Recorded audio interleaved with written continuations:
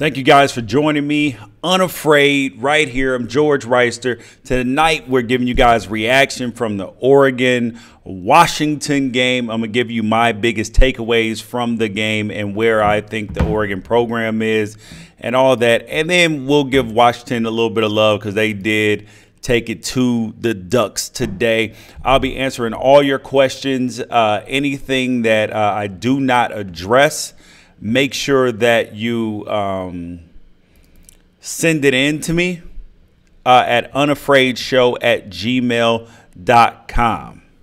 Okay. Yeah. So that's where we're at. And Joey, stop the hating early. My biggest takeaways from the game was this.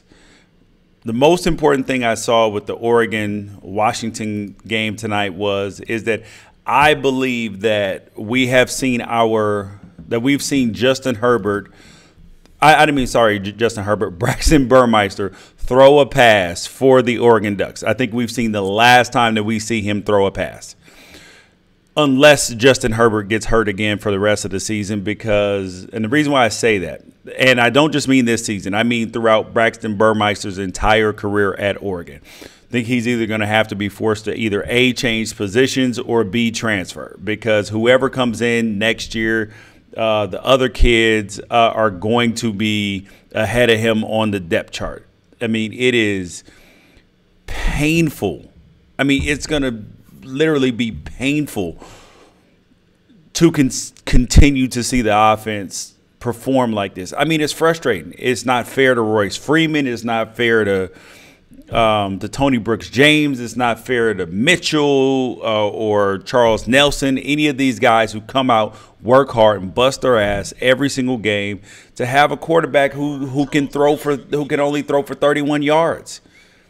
I mean, it is troubling, and it is and I know that the coaches are going to take a little bit of blame for this as well. However, the coaches aren't dropping back in the pocket.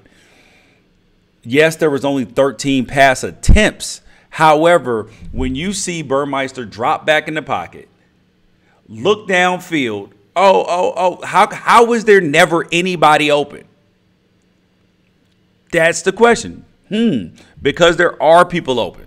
He's just not a good quarterback at this point in time.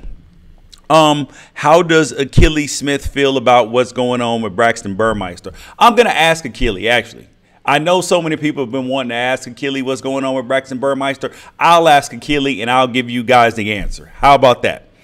I will ask Akili personally. When we get off of this Periscope, I will call him up. Actually, and maybe even further or bigger than that, I'll try to get him on Unafraid this week, just for you Duck fans. I'll try to get him on, try to get a Skype call in, see if he'll come on. I wonder if he'll come on.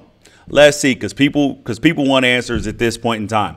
You guys, please make sure you like the feed, share the feed, continue the conversation. We'll keep this thing going. One of the other biggest things that I noticed in this game, which I've been saying about Washington all year, right, is that Jake Browning is he was severely overrated coming into this season. When you look at his stats this year, they are very unimpressive. Everybody thought he was going to be this Heisman contender. And I told everybody, and he's proving me right. Whenever he played against good defenses, he shrunk. He threw 1 million touchdowns last year. Yeah, it was cute and dandy. But now people have the book on you. Not all that impressive. I will say, I am still very encouraged. I hope you guys are as well, still very encouraged by the Oregon offense. I'm sorry, by the Oregon defense, because the Oregon defense is significantly better. They are significantly better than they were. I mean, this team, the same team that gave up 70 points last year, this is the same team. But these kids are playing harder, they're playing better, they play more fundamentally sound. And it is increasingly difficult when your offense does not move the football. Yes, I understand there was 247 rushing yards giving up today, and that's too many.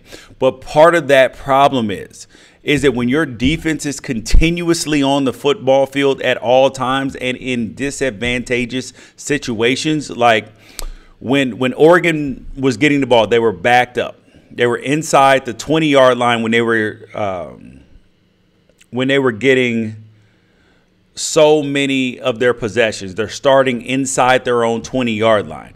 And then they're not getting first downs. They're going 3 and out. So then when you punt the ball, they are Washington was getting the ball around their own on the Oregon 40, somewhere between the Oregon 45 and their own 45. That creates a short yardage, significantly shorter field. Somebody just said if Herbert's healthy, Oregon loses 38-21. I don't believe that. I believe it's a much closer game because at the point in time where Washington is not getting more possessions with short fields, it makes it difficult for them to score because, truth be told, Browning is not that guy like that. He's not the guy that can just kill you. And, oh, my God, somebody else said that why isn't the offense more creative, right? One of the problems is this, is that when you have an offense, I know I'm going to get to some technical football stuff right here, but just bear with me. When you have an offense and your offense cannot throw the football, when the defense is not afraid of your passing ability, they stack the box against the run. So that's why Oregon was able to run the ball in the beginning of the game, because Washington was playing vanilla. That means that they're playing safe defense. And they're saying, you know what, we don't want to get hurt with trick plays, big plays to throw off the momentum, right? To throw off the momentum and keep Oregon in this game. So that's how that works out.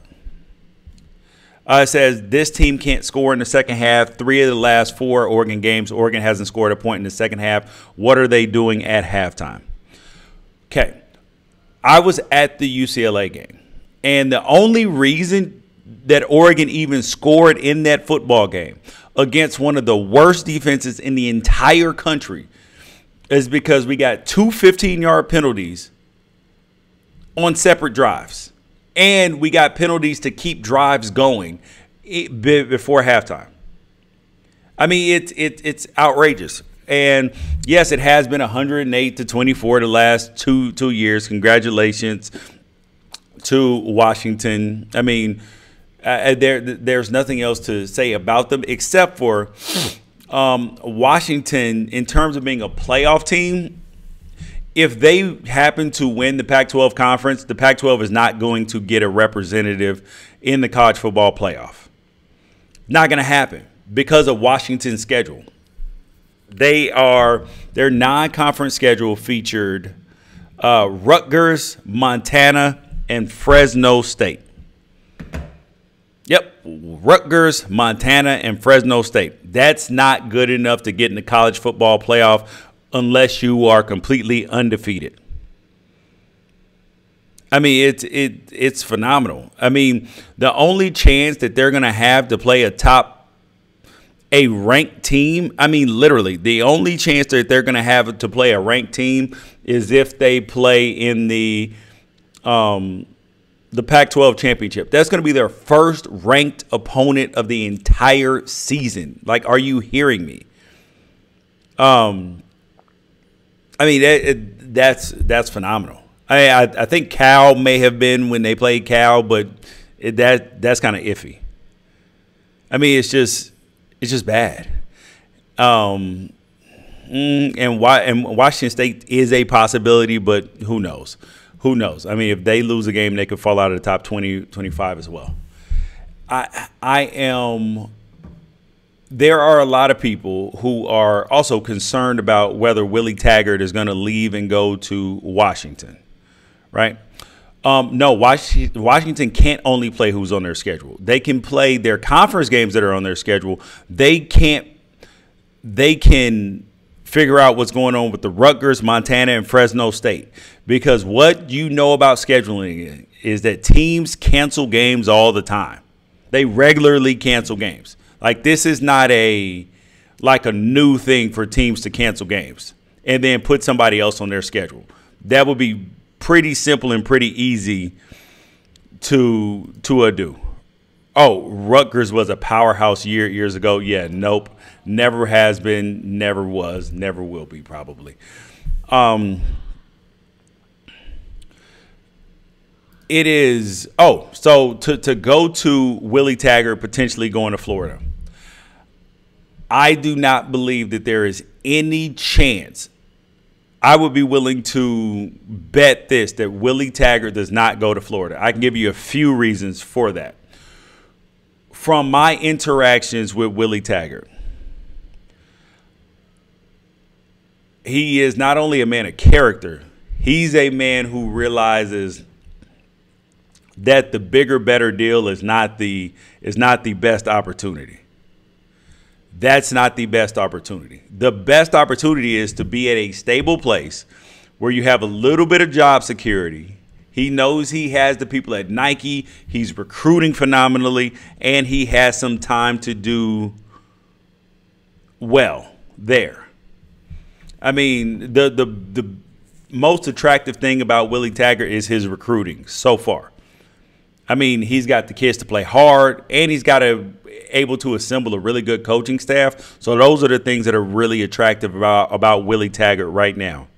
So there's no way that he's going to leave. Okay, so people are talking about this Washington schedule now. I mean, there's no way that – I mean, it's unacceptable for Washington to have this schedule. When you look at Washington's schedule this year, it was poor. You looked at Washington's schedule last year, it was poor. The future of their schedule doesn't look all that great either. I mean, if I were a Washington fan, I would be slightly ashamed of what we're playing. Yes, I see the SEC's non-conference schedule. I bash them continuously. I bash Alabama. There's a reason why Georgia is ranked #1. This is the first time that the committee has done an excellent job of ranking the top 10 teams, because they did not make an attempt to schedule tougher, where Georgia did. Georgia played Notre Dame. They played Clemson. I forget who else they played. Yeah, so they had a better non-conference schedule. Okay, you can try to knock Oregon's schedule, but they had Nebraska on their schedule. That's a Big Ten team and a known good team. So, you know, and I've downed Oregon's non-conference schedule as well.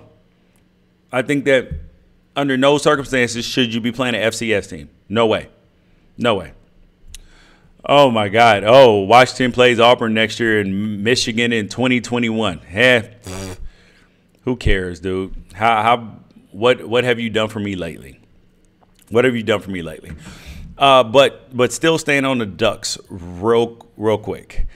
As an Oregon fan, I can tell you it is very, very painful to watch Washington gloat. That's just to be honest. I mean, it is just painful to watch that. But last thing, though, before I get out of here, does anybody else have any questions about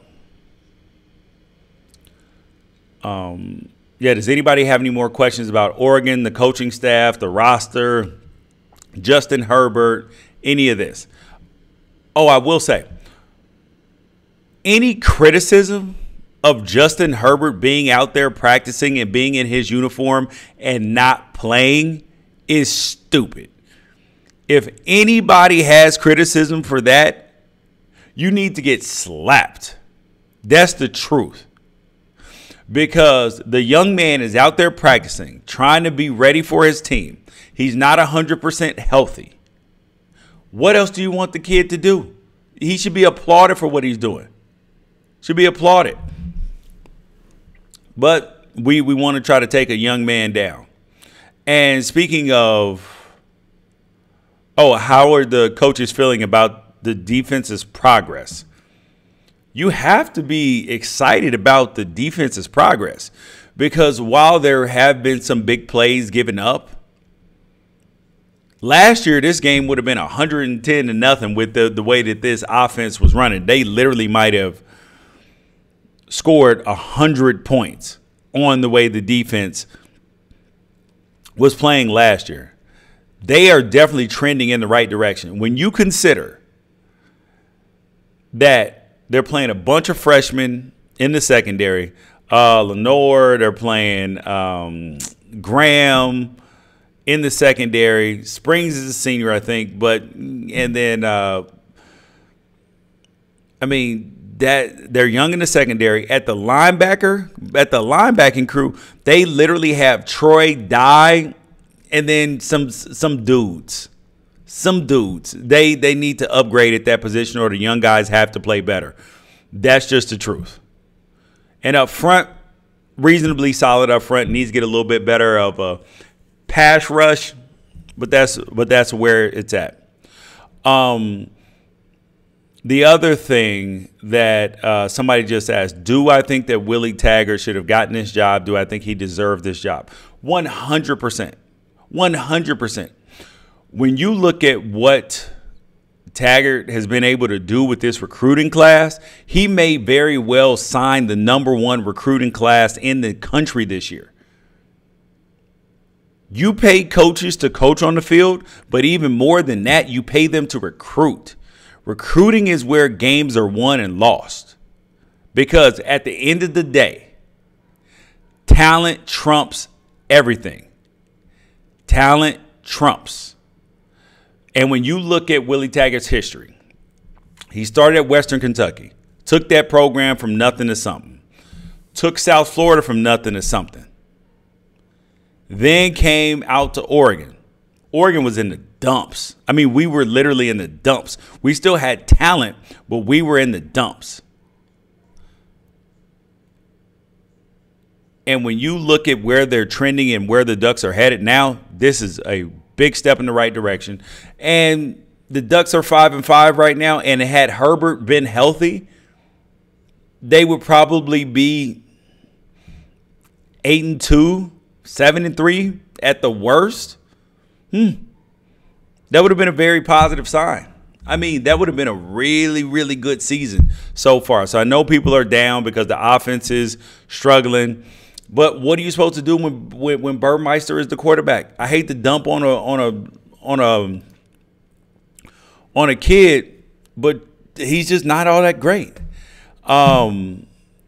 So somebody just asked about the lack of. Can you also talk about the tight end position and the lack of depth at the position? I realized that 3 tight ends from last year on NFL rosters, but there seems to be a gap. 100%. When I talked to the coaches, that's one of the things that they talked about. They said, we do not have we're extremely thin at the tight end position. And that's not Willie Taggart's fault. He inherited this situation. This is a Helfrich issue. I mean, truth be told, I love the man, but in some of the positions, we didn't recruit very well. It is what it is. It'll be fixed. Do I think that Herbert will be ready by after the bye week? Yes. Yes. Somebody said, where is his offense? Where's Willie Taggart's offense? Willie Taggart's offense is there. We were scoring 50 points a game before the coach gets hurt. I mean, before the quarterback gets hurt. Quarterback gets hurt, you don't have anybody behind him because the 2 people that were behind him, Travis Johnson and the other kid, they transferred because they didn't think that they were going to get to play because they were behind Herbert, and he was a sophomore. I don't blame him for transferring. But we had some bad luck, and Herbert got hurt. That's the same thing that they faced at Florida State, same thing they faced at Clemson, same thing they faced at other places. But the quarterback did not get hurt is the difference. Does Coach Peterson always leave his offensive starters in with a huge lead in the fourth? The answer to that is no. That was a Oregon-Washington deal. Rub it in, but you can't get upset about that. You just got to take it and own it. You just have to take it and own it. We knocked them on the chin, beat them across the head for a lot of years. Not mad at that. We got to wear this. Let's see what else. What else do we have? You guys, any more questions, any more comments that you guys want me to answer? And I will get to them before I log off today. I did say earlier, if you did not hear it earlier, okay, who's the grittiest team in college football? But if I did not say it earlier, I will say that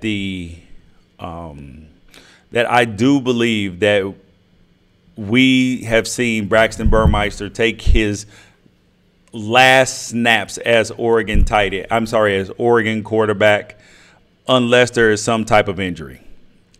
The grittiest team, and also is a lack of progression by Braxton worrisome? No, that's not worrisome, because when you have a kid like that, you get him to transfer or you just bury him on the depth chart.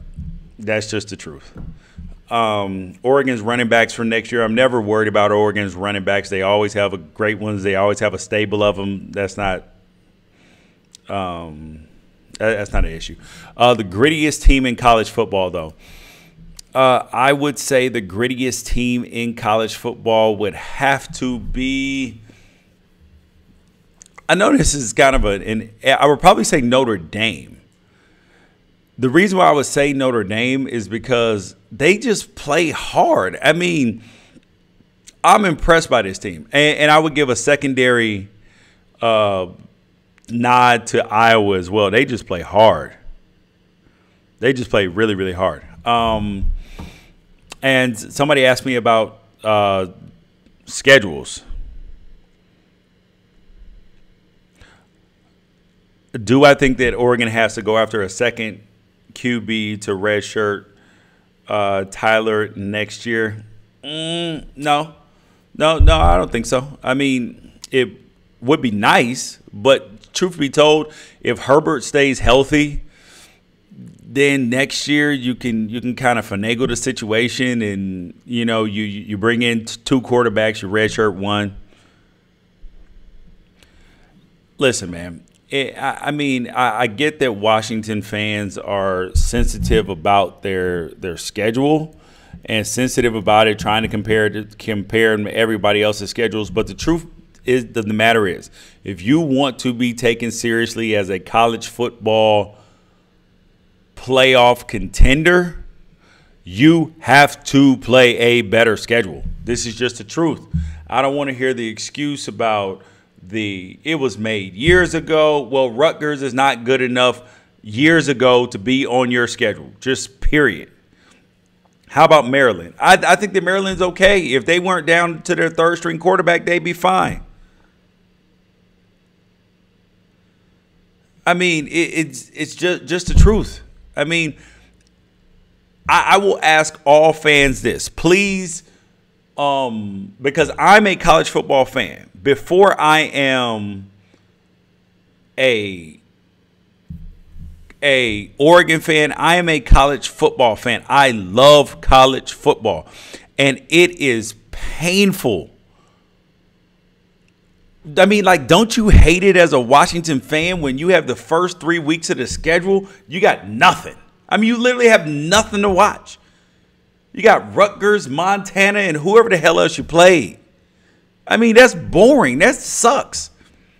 When you look at Georgia, right, you have to give Georgia some credit. Only because they played Notre Dame. But aside from that, their schedule's been soft as well, because they played Sam, I don't know whether this is Sam Houston State, Samford, or somebody, and Appalachian State. Notre Dame has played Georgia, which they lost to, Michigan State, good team, USC, credit there, NC State, credit there. So, I mean, like, you have to give Notre Dame credit for who they've played so far. No, all top 5 teams do not do the same. They do not do the same. Georgia, who's in the top 5, played Notre Dame in their non-conference, even though I do think that their non-conference needs to be tougher. You look at Clemson. How can you complain about Clemson's schedule? They played Auburn, Louisville, Virginia Tech, and NC State already. Can't complain about that.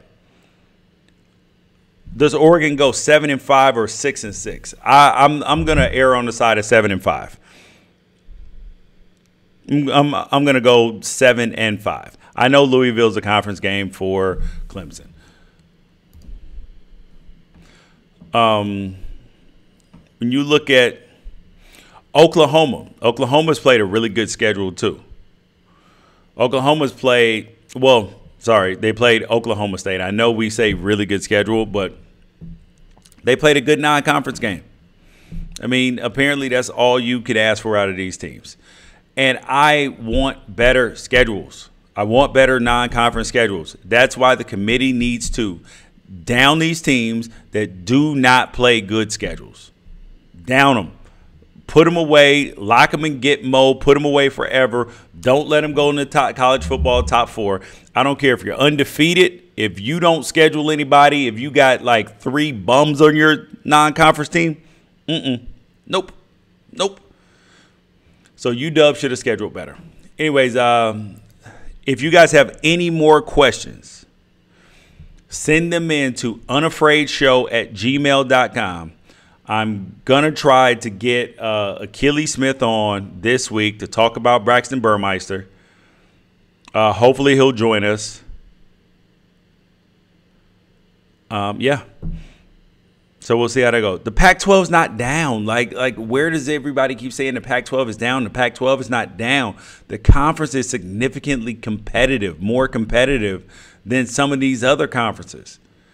But then when you have Oregon get their quarterback hurt, UCLA get their quarterback hurt, these are things that take them down.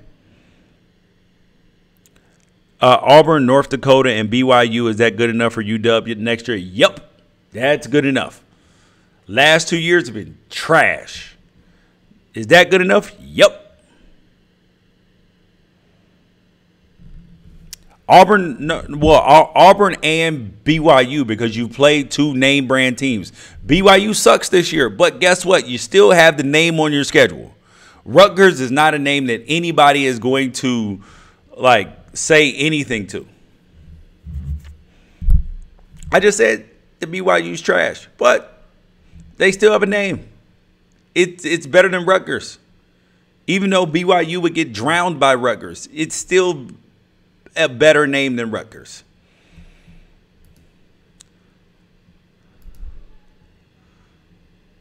All right, you guys. Yeah, so I'm getting ready to get out of here.